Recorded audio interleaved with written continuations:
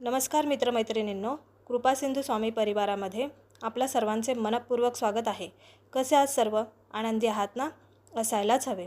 आजच्या व्हिडिओमध्ये आपण खूप वेगळा विषय बोलणार आहोत, पण तो वेगळा असला तरी खूप महत्त्वाचा आहे आणि आपल्या सर्वांच्याच जीवनाशी निगडित आहे।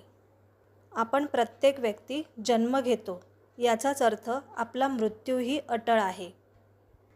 जेव्हा एखाद्या घरात एक बाळ जन्माला येते तेव्हा त्यातील घरातील व्यक्ती त्याचा वेळ शुभ आहे का, म्हणजे त्याने जन्म घेतलेली जी वेळ आहे ती शुभ आहे की अशुभ आहे हे जाणून घेण्यासाठी त्याची पत्रिका काढतात, बरोबर ना?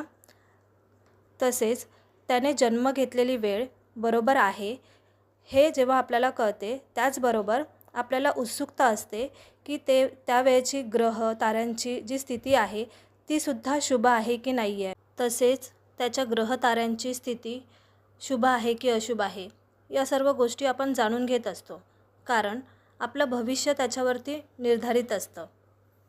पण तुम्ही कधी विचार केला आहे का की मृत्यू ही शुभ किंवा अशुभ होऊ शकते? आपली मरायची वेळच ठरवते की आत्म्याला मोक्ष मिळेल की पुन्हा जन्म घ्यावा लागेल।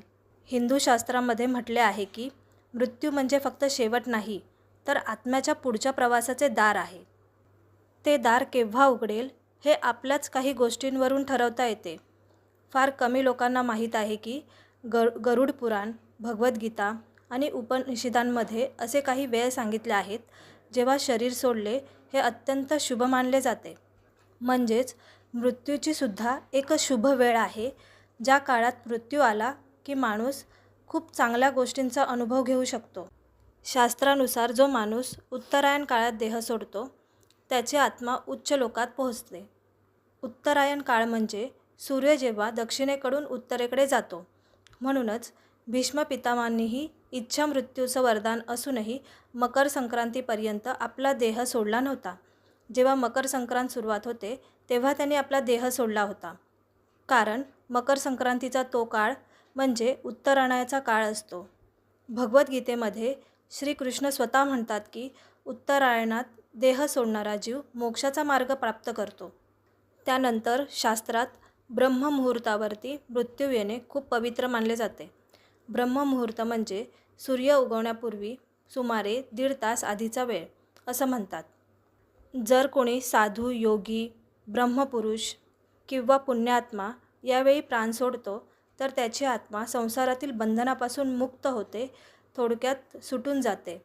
कारण त्यावेळी वातावरणात एक शुद्ध ऊर्जा असते, देवतांचा त्यावेळी सक्रिय समावेश त्या वातावरणात असतो आणि आत्मा शांत मनस्थितीत शरीर सोडते।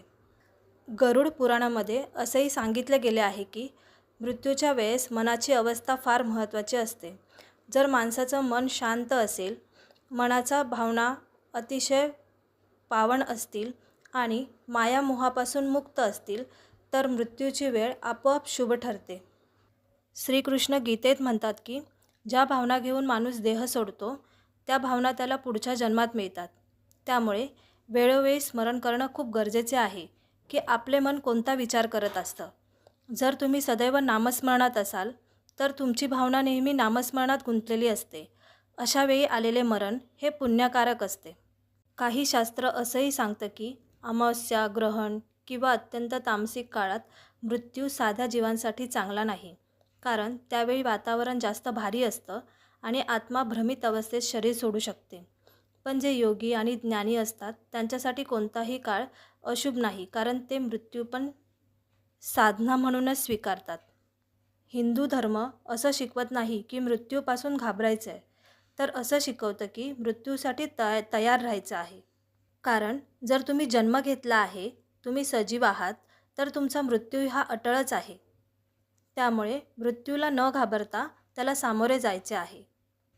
मृत्यू ही अशी गोष्ट आहे जी आज ना उद्या येणारच आहे, मग त्याला घाबरून का म्हणून जगावे?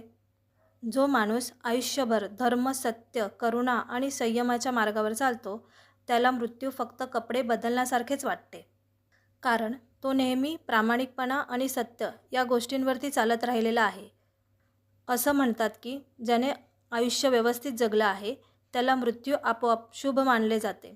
वरील सर्व गोष्टी जाणून घेतल्यानंतर आता प्रश्न असा राहत नाही की मृत्यू कधी शुभ आहे, तर प्रश्न असा होतो की आपलं जीवन असं आहे की मृत्यू कधी आलं तरी ते आपण आनंदीपणे स्वीकारलं पाहिजे.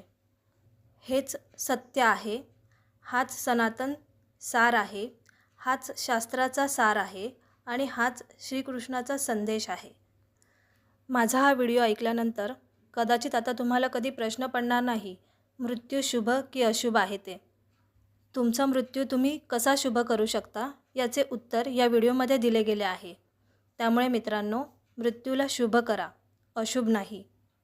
जर माझा हा व्हिडिओ तुम्हाला आवडला असेल तर चॅनलला लाईक करा, शेअर करा, सबस्क्राईब करा आणि कमेंट करायला विसरू नका. तुमची कमेंट हीच माझी ऊर्जा. श्री स्वामी समर्थ. जय जय स्वामी समर्थ.